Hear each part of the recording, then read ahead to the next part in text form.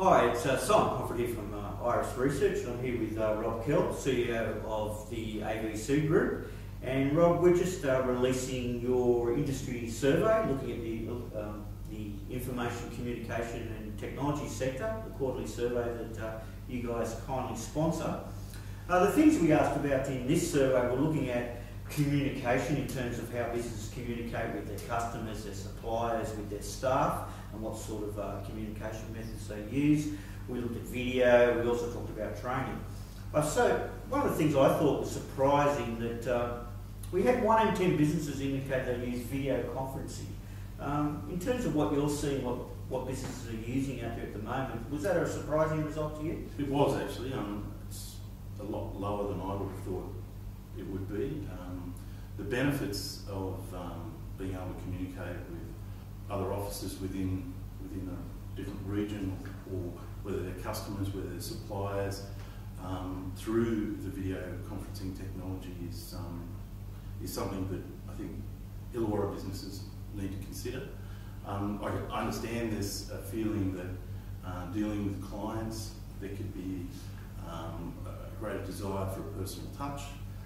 But once you actually start using video conferencing, you'll find that meeting experience is actually very powerful, as opposed to just the phone where you've got the theatre of the mind playing a part. You're actually being able to actually see a client and be able to communicate much more effectively, not just with words, but also with all the other senses.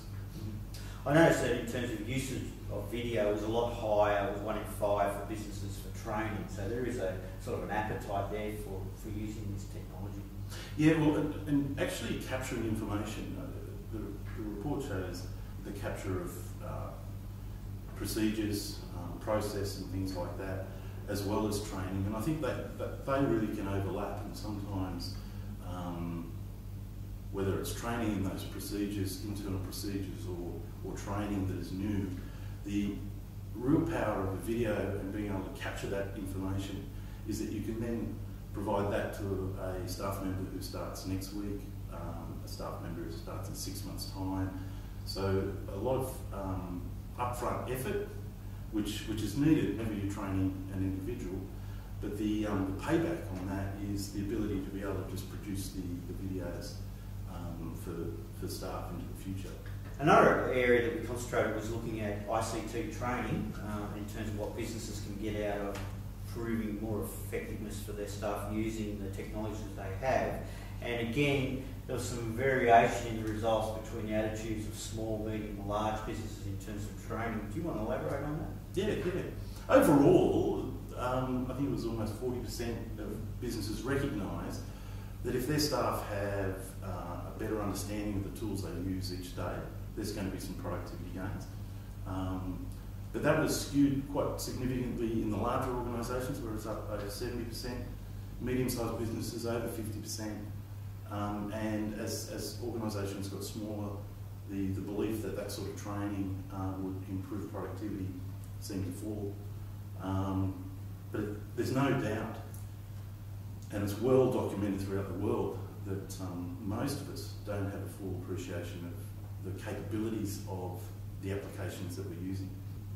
And finally, another area we looked at was in terms of software purchasing, and I know it's a bit of a grey area for small business with licensing of software and things like that, but the majority of businesses prefer to purchase their software licenses and pay for software per month, or get someone to look after that in terms of their licensing. Is that what you're finding out there in the marketplace?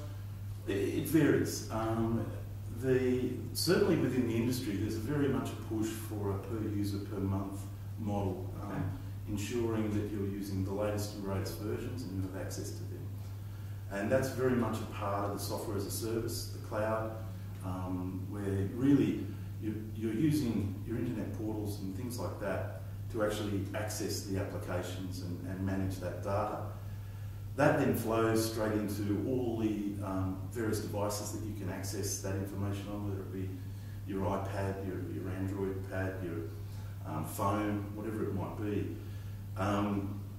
That move towards that sort of model is certainly the way the industry is pushing. So it's it's interesting to see how purchasers are looking at that. I think that may really come down to questions about whether or not you're really getting bang for buck from the licensing, and that's something that the software industry is obviously addressing with this new way of actually being licensed. And I was very encouraged, or a bit concerned maybe, but I'll stay positive. Very encouraged by the amount of people that really believe they understood their licensing requirements, because that's a very, very interesting world. And with the software as a service model and that monthly per user, where in the ideal world, where the user knows how to use it, they're able to access training online, they're able to access information about how to best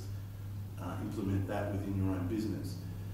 The licensing costs of that are coming down, and there are also a lot of software providers who aren't the mainstream software providers who are actually providing these sorts of applications. And so we're going to see real changes in the coming years about what sort of applications you use and what format.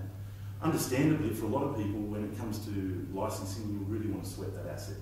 You'd like to buy it and hold on to it till it really has really done what it needs to do. And that's a purchasing decision. Oh, great.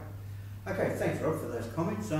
That's some of the insight into the results of the latest quarterly survey that conducted on behalf of the AVC group, looking at usage of technology by the local business sector. There's a copy of the report, just download the report, and we look forward to seeing you, Rob, next quarter, and we'll have a discussion about a few new trends, what's happening in the take-up of technology in the Illawarra. So thank you for listening.